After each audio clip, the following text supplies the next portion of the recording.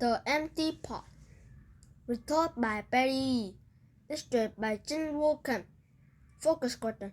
What lesson did Chen learn?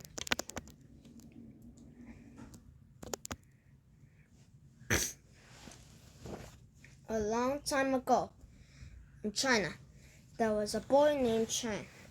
He lived with his mother in a wooden house in a countryside village.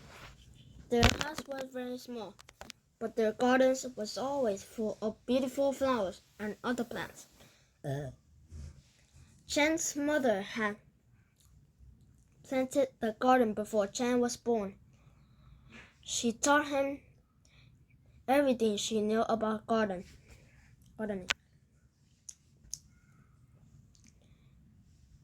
The emperor in China was a very old man who had no children of his own. He worried about who would become the next emperor or what would happen to this country. He decided to choose the next emperor from among the children of his empire. One day, the emperor announced that the people of China should bring their children to his palace. The emperor revealed his plan to the crowd that had gathered. He declared, "I will provide a flower seed to any child who wants one.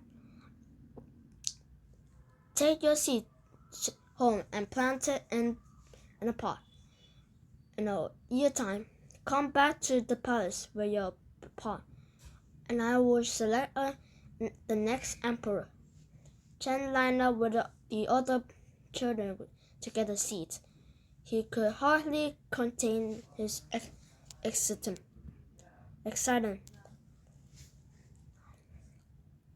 Chen treated his seeds with great care. He carried it home in a silk pouch. He planted the seeds in a little clay pot of his garden, covered it with soil, and gave it in the water. They passed, but the little seed didn't sprout. Chen put the seeds in a bigger pot made of fine china. He moved the pot to the sunniest corner of the garden. Weeks passed, but the little seed didn't sprout. Chen carried his pot 5 miles to as well as the famous for having sweet, fresh water. Months passed, but the little seed didn't sprout. He kept his pet cricket next to the pot so that she could hear its sweet nighttime chirp. Seasons passed, but the little seed still didn't sprout. A year went by. It was time to bring the pot back to the emperor's palace. Chen felt downcast and calm. His seeds hadn't sprouted at all. His wise mom found him weeping in the garden. "You did your best," she said to Chen with an encouragement. "I am very proud of you. Bring your pot to the emperor and tell him what happened." Children arrived at the emperor's palace with their pot full of flowers. Each pot seemed to hold flowers most beautiful than the last. Chen looked down at his own empty pot and wanted to run back home. He calmed himself down, remembered his mother's word. He decided to stay where he was. The emperor walked slowly through the crowd of children and flowers, studying each child as part as he went. Something was wrong. The emperor didn't look pleased.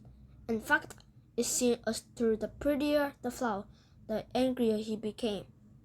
At last he came to the Chen and his empty pot. "What's this?" the emperor demanded. "Why is your pot empty?" Chen hung his head with shame. "I'm sorry. I put the seed in the pot, but it didn't grow.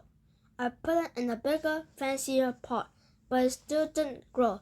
I made sure it has plenty of sunlight. I gave it the freshest water. I even let my cricket keep it company at night.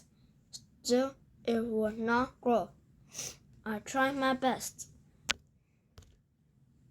Suddenly, to his surprise, Chen heard the emperor shout, "I have found him!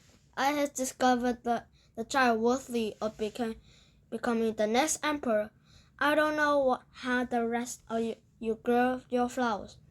The seeds I gave anyone were boiled. They could never have sprouted. But this honest, brave child told me the simple truth. He's used his best effort to try to grow the seed. These are qualities I want to see in the next emperor." Chen and his mother went to live in the palace. Every day, the emperor and Chen worked in the palace garden together. When Chen became emperor, he cared for China just as he had always cared for his own garden. Connections. Writing. Pretend you're a child other than Chen from the story. Write journal entry telling what you gave to the emperor and why. Social studies. Draw a map of China. Label the capital cities and 5 important landmarks.